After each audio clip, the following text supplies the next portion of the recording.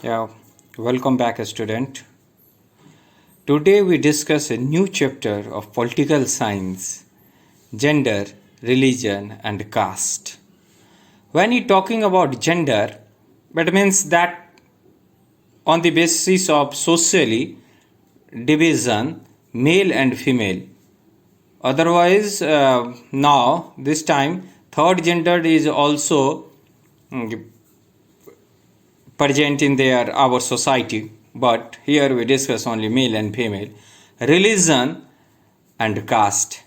When you talking about gender, this is all over, omnipresent, सब जगह हम इसको देख सकते हैं. एंड ऑल्सो रिलीजन, हर एक कंट्री में आप देख सकते हैं रिलीजन को, उसके डिफरेंसेस को, हिंदू में, मुस्लिम में, ईसाई में, सब जगह.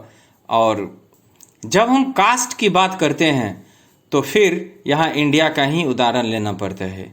ये that is called radical caste. जैसे एक उदाहरण देखिए, रतन टाटा ने अभी कोरोना से लड़ने के लिए 15,000 करोड़ रुपया दिया. अब जो लोग नहीं जानते वो पूछेंगे कि रतन टाटा कौन है, किस कास्ट से बिलोंग करते. सचिन तेंदुलकर बहुत अच्छे खिलाड़ी हैं. सचिन तेंदुलकर अच्छे किस कास्ट से बिलोंग करते हैं. हमें वोट देना चाहिए, किसको वोट देना चाहिए? नरेंद्र मोदी को. नरेंद्र मोदी को कौन से कास्ट से हैं? मतलब क्या हुआ कि इंडिया जैसे देशों में अगर बहुत सारा ये कास्ट जो है वो बहुत बड़ा फैक्टर है. हम लोग उसकी चर्चा, उस बात को इस चैप्टर में करेंगे कि कास्ट का क्या इंपॉर्टेंस है हमारे दैनिक जीवन में और हमारे राजनीति में.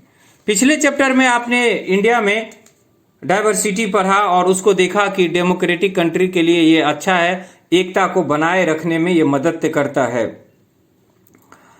आज हम लोग जो ये डिफरेंसेस है उस पे गौर करेंगे, मतलब सेक्स, रिलीजन एंड कास्ट. और ये जो इनइक्वालिटी है, ये जो डिफरेंसेस है, उसका राजनीति पे क्या प्रभाव पड़ता है और राजनीति में इनका क्या ओपिनियन है, इन बात को हम समझने का कोशिश करेंगे. ये कोशिश करेंगे कि कास्ट का पॉलिटिक्स पे क्या प्रभाव है और पॉलिटिक्स में कास्ट का क्या योगदान है. अगर हम जेंडर की बात करेंगे तो पॉलिटिक्स में जेंडर जो है वो एक बहुत बड़ा मुद्दा है, उसको समझने की कोशिश करेंगे. और ये हमारे डेमोक्रेसी के लिए लाभदायक होता है या नुकसानदेह होगा, इसकी हम लोग चर्चा करेंगे. अब आता है gender and politics. Gender and politics की बात करेंगे तो एक हायरार्चिकल सोशल डिवीजन, हायरार्चिकल सोशल डिवीजन एक ग्रुप बना हुआ है इसमें कि मेल जो है वो डोमिनेंट होता है, आगे है. और हमारे समाज में इस तरह की बात, हायरार्चिकल सोशल डिवीजन. अब देखिए यहां पे क्या है कि द जेंडर की बात कर रहा है. The gender division tends to be understood as natural and unchangeable. मतलब ये जो डिवीजन है वो नेचुरल है और इसको चेंज नहीं किया जा सकता है. However it is not based on biological. देखिए ये बायोलॉजिकल आधार पे नहीं, जैसे मेल और फीमेल बायोलॉजिकल आधार पे बटे हुए हैं, इसके बॉडी पार्ट अलग होते हैं, इसके ऑर्गन अलग होंगे, तो that is called biological differences. But on social expectations and stereotypes, जब हम यही बात करेंगे अपने समाज के दायरा में आकर के, सामाजिक विभाजन में, जैसे मान लीजिए कोई काम है समाज में, हम बांट देंगे कि ये मेल ही कर सकता है और ये जो है वो फीमेल के लिए ही है. तो ये जो है एक तरह का पूर्वाग्रह आप कह सकते हैं, इसको हमारे समाज में है. जैसे हम बता देंगे नर्स, फार्मर, टीचर, तो मन में आ जाता है नर्स, ओ फीमेल. ऐसा नहीं, क्यों नहीं, मेल क्यों नहीं हो सकता है? अगर मान लीजिए टीचर की बात करेंगे तो फीमेल आएगा, क्यों मेल क्यों नहीं आएगा? तो ऐसा नहीं है कि मेल अगर करेंगे तो ये गलत होगा और फीमेल करेंगे तो गलत होगा.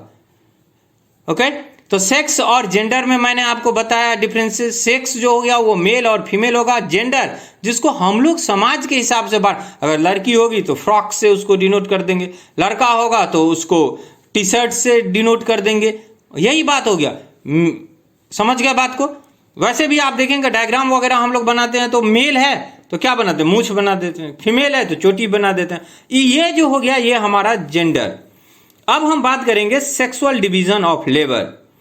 देखिए ये system in which all work inside the home is either done by women of the family और organised by them through the domestic helper. Domestic helper मतलब मेड जो होता है, दाई वगैरह आप कह सकते हैं। मतलब घर के अंदर का जो काम होगा वो किसका होगा, फीमेल का होगा, और घर के बाहर का जो काम होगा वो मेल का होता है। और घर के अंदर का सारा काम या तो वो खुद अपने से करे या अपने डोमेस्टिक हेल्पर को लेके रखे। तो ये क्या बताता है, डिस्क्रिमिनेशन बताता है। किसमें डिस्क्रिमिनेशन बताता है, quality and quantity of work में ये डिस्क्रिमिनेशन बताता है। मेल और वुमेन में यहीं पे वो अंतर करता है। Quality of work and quantity of work and wages provided for the same quality and quantity of work. अगर वेजेज हमें पेड करना है, अगर वही काम मेल कर रहा है तो ज्यादा पैसा, और अगर फीमेल कर रहा है तो कम पैसा, तो डिस्क्रिमिनेशन हुआ। इन नेक्स्ट और previous in 9th class we also discuss about the public affairs vote. किसी भी देश में, चाहे अमेरिका का ले लीजिए, ब्रिटेन का ले लीजिए, कहीं भी महिलाओं को वोट देने का अधिकार शुरू में नहीं प्राप्त हुआ।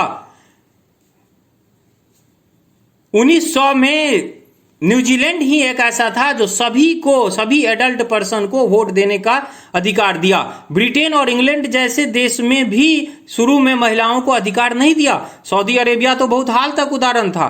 फिजी, एस्टोनिया ये सब ऐसा उदाहरण है जहां पे वोटिंग राइट में भी प्रॉब्लम था शुरुआती दौर में, और महिलाओं की तो बात ही नहीं होती है, उनको तो वोट डालने का ही अधिकार नहीं था। तो ऐसा नहीं है कि ये बात तो, लेकिन क्या होता है कि अब उसी को मान लीजिए, अगर यही बात आप देखिए कि घर में काम करें, ठीक है, घर में झाड़ू लगाना, पोछा लगाना, बच्चों को संभालना, ये फीमेल का काम है। लेकिन जब इसको हम पैसे से जोड़ देते हैं, बड़े बड़े 5 स्टार होटल में, बड़े बड़े टेलर के दुकान में, आप देखिएगा मेल वर्कर ही मिलेंगे आपको। महिलाएं बाहर का काम करती है, खेतों में काम करती है, पानी लाती है, स्कूल में जॉब करती है, ऑफिस में जॉब करती है। लेकिन जब हम पेड की बात करेंगे तो फिर मेल के तुलना में ये कम आएगा। तो दैट इज कॉल्ड डिस्क्रिमिनेशन। तो महिलाएं जो है वो ऑर्गेनाइज्ड हुए, और ऑर्गेनाइज्ड होने के बाद एक फेमिनिस्ट मूवमेंट चला। तो फेमिनिस्ट मूवमेंट के बारे में हम बताते हैं, that is radical women's movement. Radical मतलब हमारा है और हम इसे लेके रहेंगे, that is radical movement. Aim to equality in personal and family, बराबरी का हक होना चाहिए। ठीक है, जो काम हो रहा है बढ़िया है आपको, तो फिर मेल और फीमेल में डिफरेंसेस क्यों। It also aims to improving the political and the legal status of women and their educational and career opportunities. These movements are called feminist movement. नारीवादी आंदोलन, एजिटेशन आंदोलन किए और इन्होंने मांग किया कि बराबरी का भाव होना चाहिए। देखिए महिला हुआ तो एक भावनात्मक लगाव होता है, जैसे माँ शब्द हुआ तो एक बार, और फादर होता है तो कर्तव्य और व्यवहार से रिजल्ट क्यों ऐसा हो गया पता नहीं है, भर दिन यही करता है, माँ का अच्छी ठीक है अगली बार कर ले। तो मतलब इस तरह का व्यवहार हुआ। लेकिन जब हम वेजेज की बात करेंगे तो ऐसा क्यों डिफरेंशिएट करेंगे कि फीमेल है तो कम वेज होना चाहिए, डिस्क्रिमिनेशन क्यों करेंगे। तो इसको लेकर के सिर्फ इंडिया में नहीं, विश्व के सभी भागों में महिलाएं जो हैं वो ऑर्गेनाइज्ड हुए, एजिटेशन किए और इस तरह के आंदोलन। Next video we discuss about more things about feminist. Thank you very much.